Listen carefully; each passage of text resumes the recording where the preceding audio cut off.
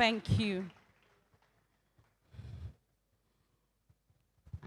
Just as we come down the home stretch, maybe we should just stretch a little. Just stretch to the left.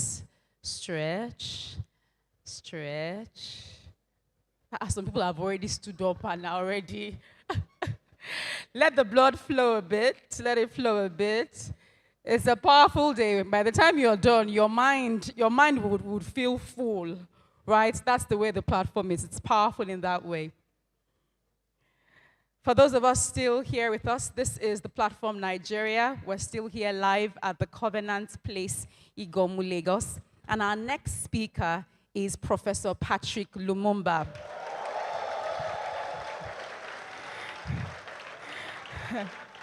Wow.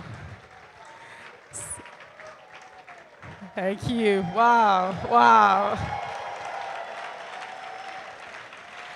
Amazing. Thank you so much. On his behalf, let me thank you for that warm welcome.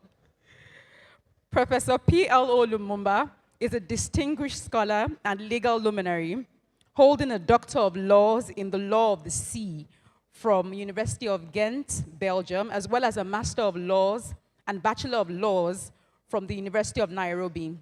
He has received honorary Doctor of Letters degrees from the University of Cape Coast, Ghana, and a Doctor of Science degree from Bells University of Technology here in Nigeria. With a rich background in human rights, humanitarian law, and international humanitarian law, Professor Lumumba has served as an advocate in the High Courts of Kenya and Tanganyika, and is a certified mediator. His influence extends beyond the legal realm. Welcome, Professor Lumumba.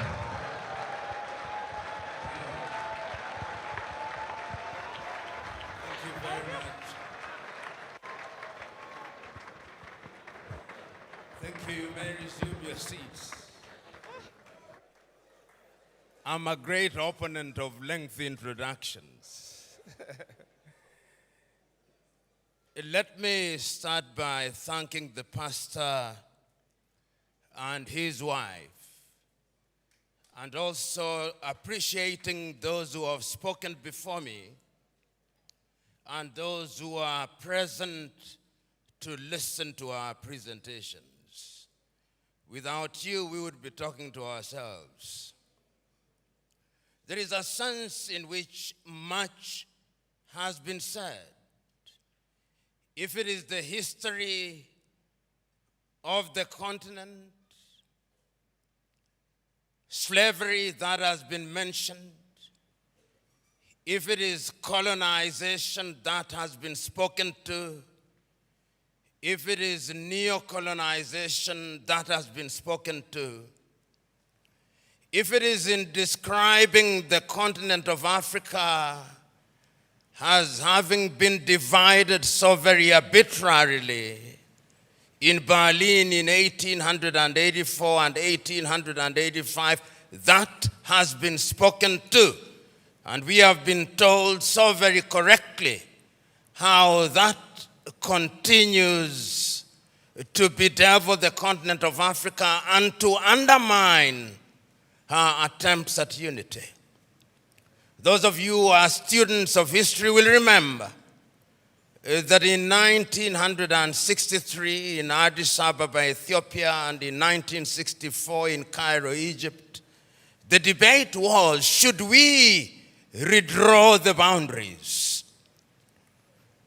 It was agreed by the founding fathers then that that would be an exercise in fueling conflict, and that if we were moving towards unity, then redrawing boundaries was unnecessary.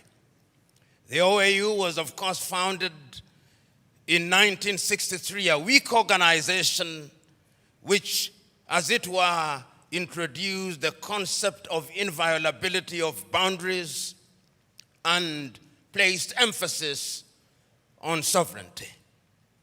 We have been told that that could very well be the reason why Africa's growth has been stunted. There are those, and there's who has told us so very effectively, that upon consultation with the gods, he has been told very useful things, and the gods are right in the revelation that they have made. The gods are right in saying that we have suffered in many ways and continue to do so, and that therefore the post-independence African country or countries are bedeviled by many things. That could be a reason. It has also been said that part of the reason why we have not realized our potential is because we make the wrong choices. And that could very well be true.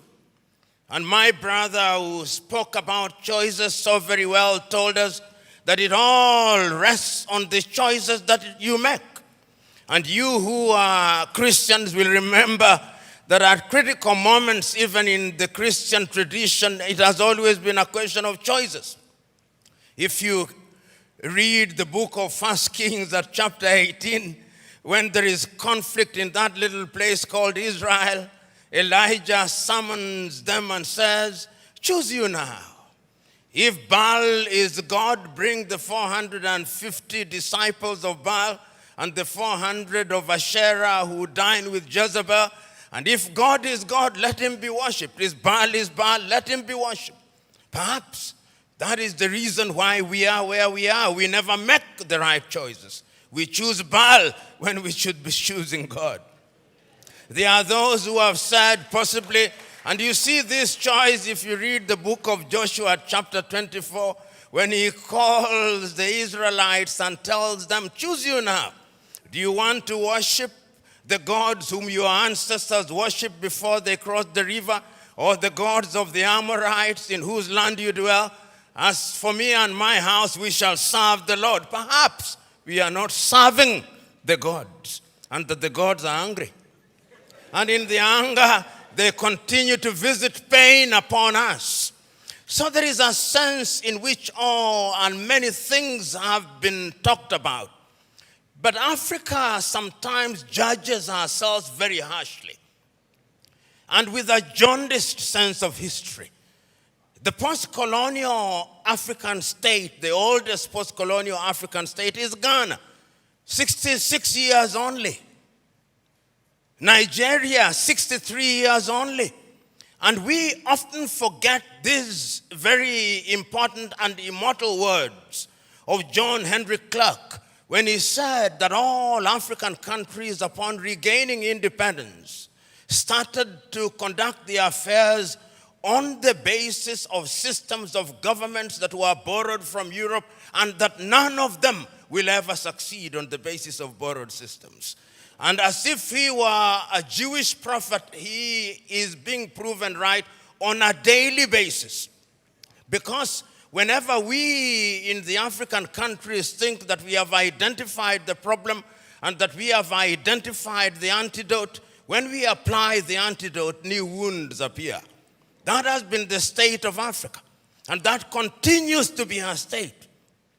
And therefore, when we judge Africa, we must ask ourselves, from whose lens are we judging Africa? When in 1965, the Osagyefo Kwame Nkrumah wrote the book, Neocolonialism, the Last Stage of Imperialism, and the Most Dangerous, he was right, and he was overthrown for it, because the colonizer left but never left. And if you have any doubt, see what is happening in Niger, in Guinea, in Burkina Faso, in Mali. They are alive and well. And Africa remains the only continent in the world that is still referred to as Francophone, Anglophone, Lusophone, and now we are beginning to even call it Russophone and Sinophone and Indophone. There is a sense in which we must never forget this, so that when we are judging Africa, we ought to judge her on the basis and upon the realization that the headwinds that stand on our path are numerous, and that there is no shortage of fifth columnists within our ranks. The SMO spoke.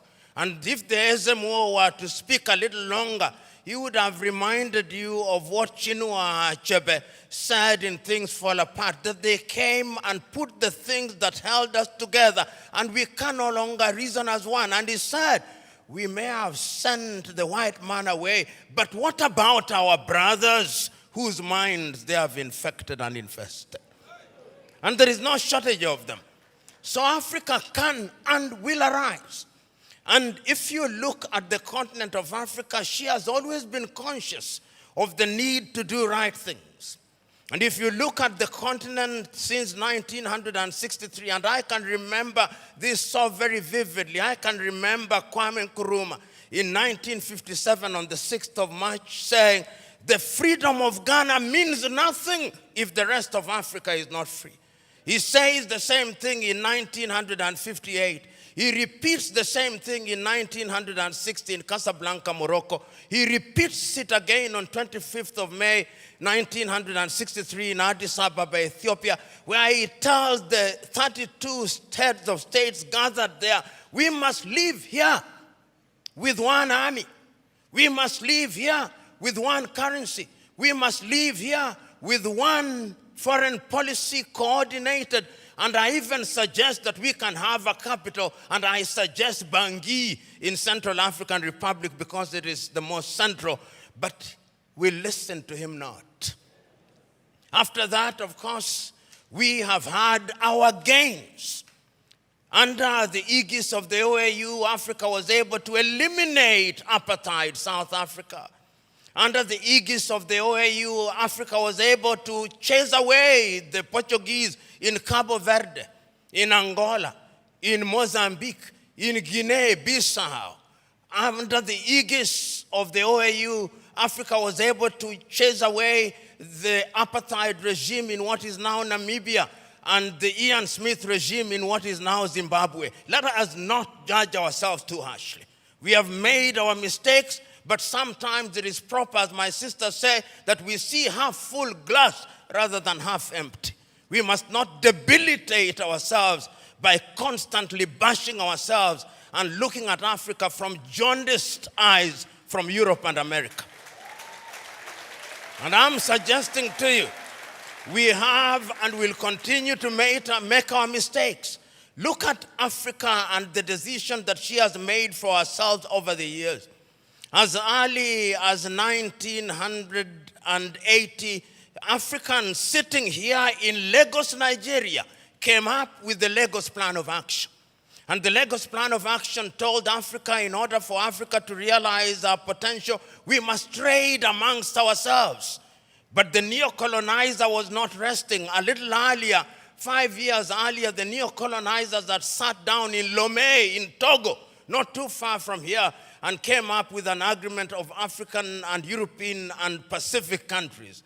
And when that did not work, they sat again in Cotonou here in Benin and came up with the Cotonou Agreement. They are never resting. We must never forget that. The neo-colonialist is alive and well and is always trying to frustrate what we do because Africa is their hunting ground. And we did not stop there. When we are doing things, you tell me what Africa has not tried to do. In terms of the airspace, we agreed in Yamoussoukro, in La Côte d'Ivoire, that we will open our airspaces in 1988. We sat in Abuja here in Nigeria in 2001 and said we were going to spend not less than 15% of our budget in the health sector. We sat in Malabo, Equatorial Guinea in 2014 and said we were going to focus on agriculture. We sat down in Maputo in 2013 and said we were going to ensure that our women were mainstreamed in the activities of Africa. We sat down in Abuja in 2013, in 2014 and said we were going to have free movement of people, and once again sat down in Kigali, Rwanda 2018 and said we were going to eliminate visas. We sat down in Abuja and said that we were going to silence the guns in 2013. We did not. And we sat down in 2020 and said we were going to silence them. And now the guns are alive and well. And who are supplying us with the weapons? It is not us. It is others. Should we blame them? Yes, we should. Should we blame ourselves? Yes, we should. So Africa has always been a battleground. And the rhetoric that we see and the manner in which we ourselves are educated. My sister talked about education. But really, what are we teaching ourselves? It is fella Nicola Pokuti said, "Teacher, don't teach me nonsense."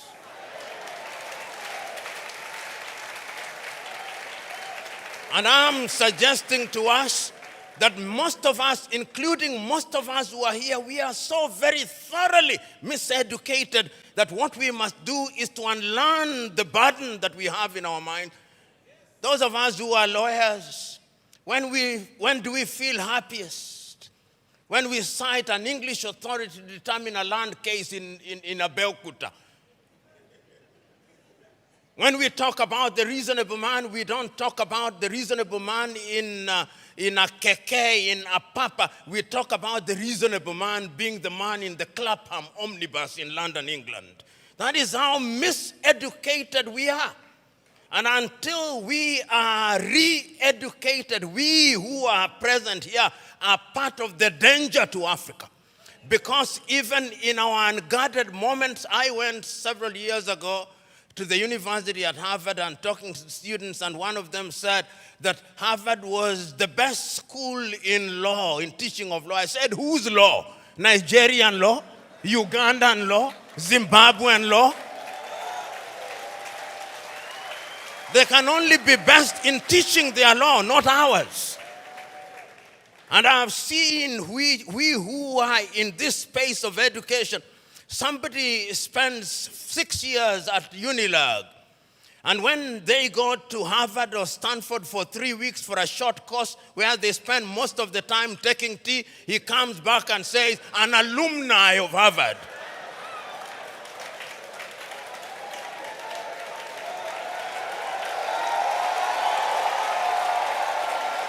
So the time is now. The time is now to begin re-educating ourselves. The time is now to exercise the ghost of low self-esteem. You know, Africa has many things. We have talked about our mineral resources. We've talked about our arable land. We have talked about many things, but from where I sit, the greatest African resource is the human resource.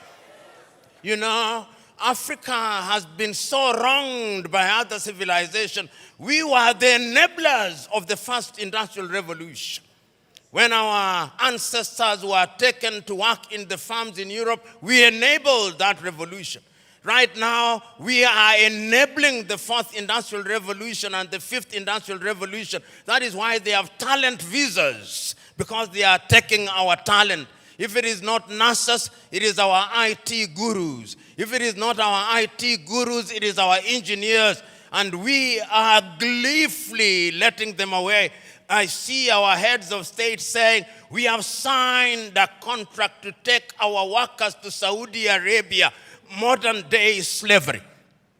And you know, just this morning, my wife sent me a proverb from Turkey that when you elect a clown and you think that he will be a king, what he does is to convert the kingdom into a circus.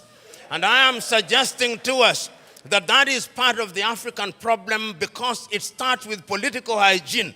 Most of Africa is suffering because we do not have democracies. We have kakistocracies. And kakistocracies are governments by our very worst. This is what we must deal with, and this is what we must say. Who do we elect into our public offices? Because, as I've said before, when you allow hyenas to take care of goats, why should you be surprised when the goats are eaten? This is the same. And Africa is only going to realize our potential in all areas when, by dint of choice, we enable and allow our best men and women to serve in different areas. I've heard it being said about Lee Kuan Yew in Singapore I've heard it being suggested about Mahathir Mohamad in Malaysia. I've heard it being said about Japan. I've heard it being said about other countries. But there was a conscious decision on the part of those individuals and the followership. We always talk about leaders, but we never talk about the followers. The followers must also style up. Africans on average are for some reason attracted to thieves. Africans are for some reason attracted to men and women who cannot serve her. And when they are not served, then they complain. When Africans are told, choose you now whom we shall release, Jesus of Nazareth or Barabbas, they say, release Barabbas. And when Barabbas behaves like Barabbas, they say, why are you not behaving like Christ? It cannot be done. And this is what we must do. And I am submitting to us that it can be done and it should be done. I know a number of African countries, and I travel this continent sufficiently to know that there are African countries that are doing well. They are trying. There is no nation without trials and tribulation. We are fond of talking about the United States of America as an exemplar of that which is good and bad. When they said in 1776 that they held certain truths to be self-evident, that all men were born equal, that they were endowed by their Creator with certain unalienable rights, that among those who are life, liberty, and the pursuit of happiness, were blacks included? No, they were not. Did they not fight a civil war? Yes, they did. Are they not frustrating people until 1963? Did George Floyd, was he not killed only recently? There is not a single nation without trials and tribulation. And we must therefore remind ourselves that we have the wherewithal to catapult Africa into a different orbit. And Nyerere of Tanzania once said, we must also define what development means. And he said, development does not mean necessarily the building of skyscrapers. There is nothing wrong with that. But let the Americans go to the moon. We are going to provide water to our villages. We must define what development means. And once we define what development means and we define ourselves, then Africa shall realize our potential. In 1996, Thabo Mbeki talked about an African. Who is an African? Who are you? Define yourself first. The Chinese define themselves. The Indonesians define themselves. The Koreans define themselves. We must define ourselves and begin to believe in our institutions. You know, and I see it in this part of the world. When we want to look at our economy, we say, what does Moody's say? And Moody's is very moody when they come to Africa. Moody's. Can the Department of Economics at Unilag not do that? Can't they? McKinsey, an American outfit, they are the ones who come here and tell us how our economy is behaving. When the American dollar as much as sneezes, the Naira goes into a coma. Why? 63 years after independence in Nigeria, 66 in Ghana, 61 in Kenya, and many other countries, we still believe that somebody else's currency is what must define us. 63 years after independence, we are still importing chicken as if our chicken forgot how to lay eggs.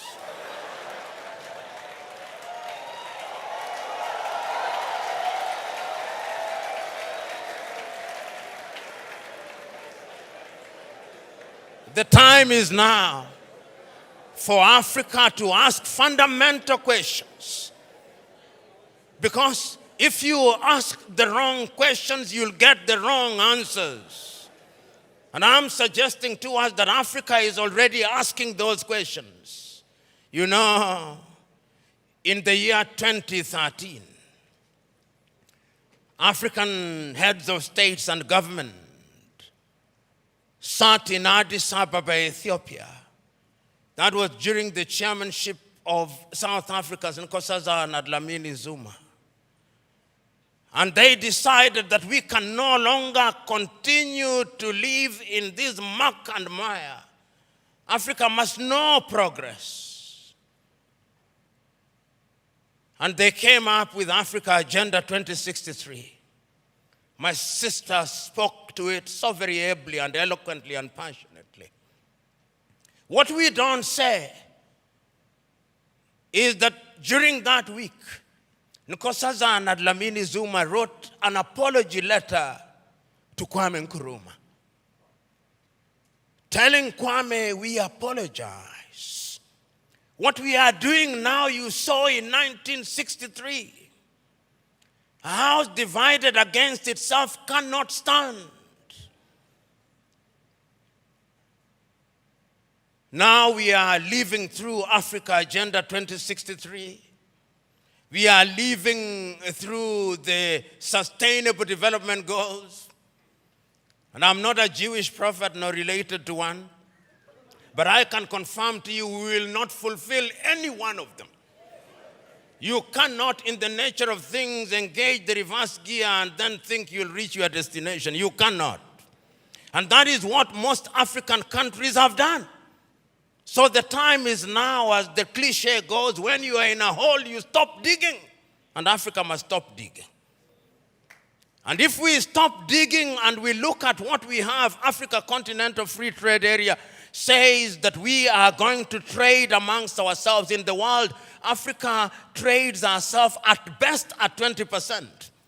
Europe at about 70%, North America possibly 65%, Asia now going to 60%, Latin America going to 55%, Africa 20%. What must we do?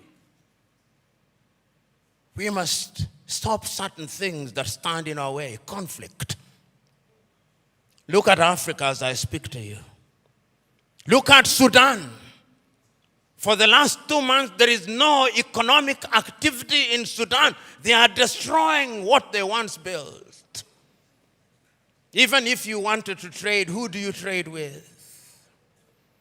Generating as at now 2.5 million refugees. I do not hear the voices of African leaders, no. Their silence is eloquent. And when they speak mutedly in sanitized languages, and people are dying. Children who ought to be vaccinated in Sudan are not getting vaccinated. Here in your neighborhood in Cameroon, children have not gone to school for the last many years. Conflict. In northern Mali, the country is divided de facto into two. In the Democratic Republic of Congo, 120 armed groups, yet it is the busiest airspace in the continent of Africa. Minerals are being taken away to Europe and America. Central African Republic, the same. Libya, the same. Several months ago, I wrote to the chair of the African Union and to all African heads of states and said, convene a meeting with only one agenda item. What can we do to save Africa from this slide? Only 4 replied. That is the state of the continent of Africa. We must deal with the basic things. We must solve conflict. We must change our governance. Because if we don't deal with the question of governance, we are going nowhere.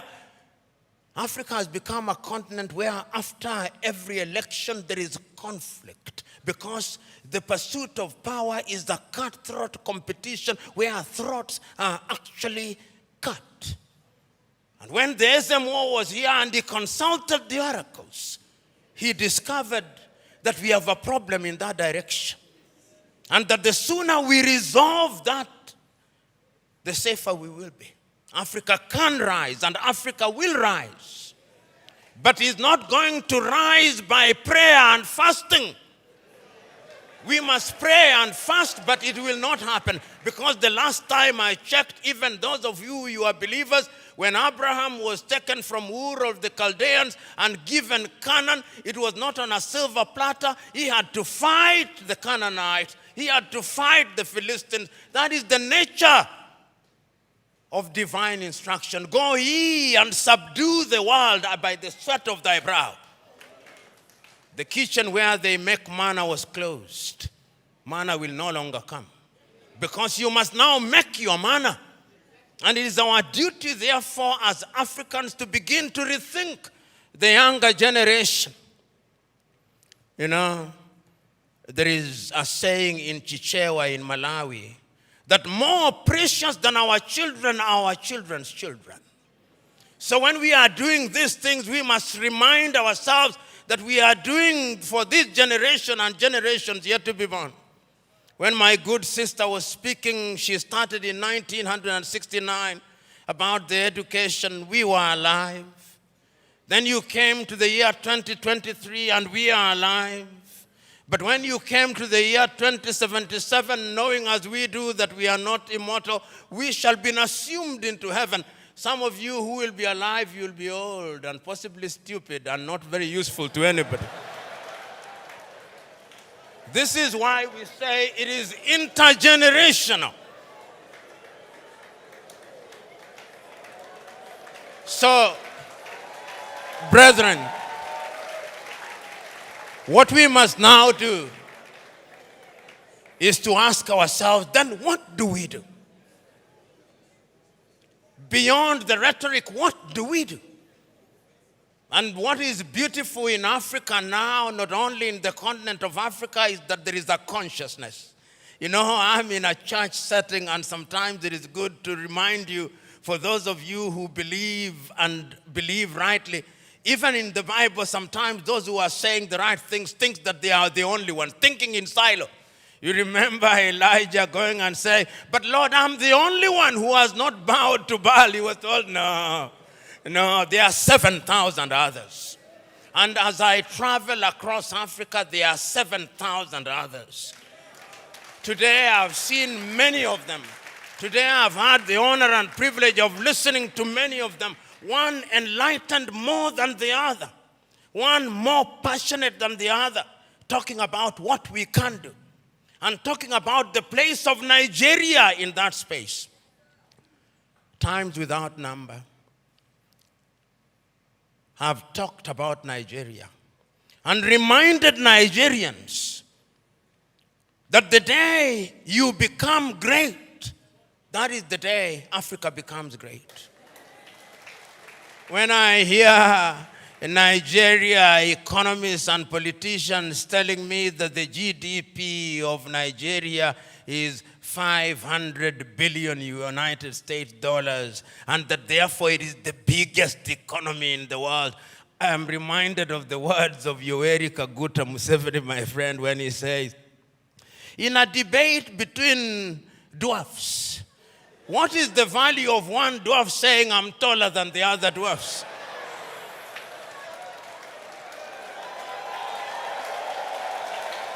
You are still a dwarf. This Nigeria is capable in 5 years of becoming a 3 trillion GDP economy. The fundamentals are there. Talk of human resource. And I think it is my sister, you go to anywhere in the world. Tell me, engineering, artificial intelligence, space, Nigerians. The saying goes, if you go to any part of the world and you do not find a Nigerian, run away from there. Because there is nothing to be done there. It is these Nigerians who will move the country. I keep on reminding my Nigerian friends, you say you are 220 million. No, you are not. I suspect you are 300 million. And if my suspicion is correct, you owe this region and this continent the talent. You know, when people talk about instability in Nigeria, I ask them, can you handle refugees from Nigeria? Can you? You cannot. They'll overwhelm the entire West Africa. So it is in Africans' genuine desire that Nigeria remains great and becomes great. All the ingredients are there. Writing in 1983, Chinua Achebe, in his book, The Trouble with Nigeria, said that it is simply and squarely a problem of leadership. That is an African problem, and I also want to say it is also a problem of followership. Before the Ezemwe started speaking, he talked about what is expected of him in the village. When you are appointed into a public office in Africa, they actually expect you to be a thief. And if you don't steal, they say you are not wise. So in the minds of many people in Africa, Abuja and Lagos are hunting grounds where they send their sons and daughters to steal, to take antelopes, which they share in the village. That thinking must change, because service for humanity is what we must look at. And I have no doubt in my mind that Africa can do it. When I look at Africa and I look at Nigeria, I see an Africa that is capable of rising because our sons and daughters now present in the continent and even in the diaspora. You go and see the Africans in the diaspora, whether they are in Antigua and Barbuda, and my good friend here, the ambassador of Antigua and Barbuda, Wallace Williams, Trinidad and Tobago, will agree with me in that regard. You go to St. Vincent's and Grenadines, you go to Jamaica, everybody now wants to come and invest in Africa. But we must make the circumstances right. So we must improve our politics. We must make our laws enabling. We must improve our agriculture. We must improve our health. We must improve our education system. We must improve the quality of the environment so that we stop our young men and women dying in the Mediterranean Sea, dying off the coast of Dhaka, going into modern day slavery in Saudi Arabia, in that part of the world. It can be done. We have seen it done during our lifetime. We have seen South Korea do it. We have seen China do it. We are seeing India do it. We can see Indonesia doing it. We have seen Vietnam after the war doing it. And within the continent of Africa, there are other examples. We have seen Rwanda rise like a phoenix during our lifetime. We have seen Botswana do it. We have seen Cabo Verde do it. We have seen Mauritius doing it. It can be done. And if we agree that it can be done, what we must now do is to take a solemn vow. And that solemn vow must come from these words spoken by Julius Kambarage Nyerere on the 6th day of March 1997 in Accra, Ghana, when he was called upon to be the guest on the 40th anniversary of Ghana's independence. This is what he said, and I say this, then I shut up and sit down. Mwalimu said, when Kwame Nkrumah told us in 1963 that we ought to unite, we agreed with him. And we did not for one moment believe that unity in and of itself will solve our problems. What we believe that unity will make our voices as Africans to be respected, because the rest of the world is not bothered about our Ghanaianness or our Tanzanianness. He did not say this, but I'm adding, but our Nigerianness or Ugandanness. The rest of the world only knows about Africa. The time is now. Our generation fought the colonialists and brought what we thought was independence, but they gave us the crown without the jewels. But of all the sins that we have committed, there is a single sin that we must never commit: the sin of giving up, the sin of despair. And each one of us must remember that we have a role to play. We have a role to play because if the ocean is to exist, the droplets must be good.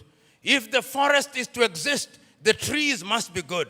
Play your part and let the results be the testimony of your efforts. God bless you.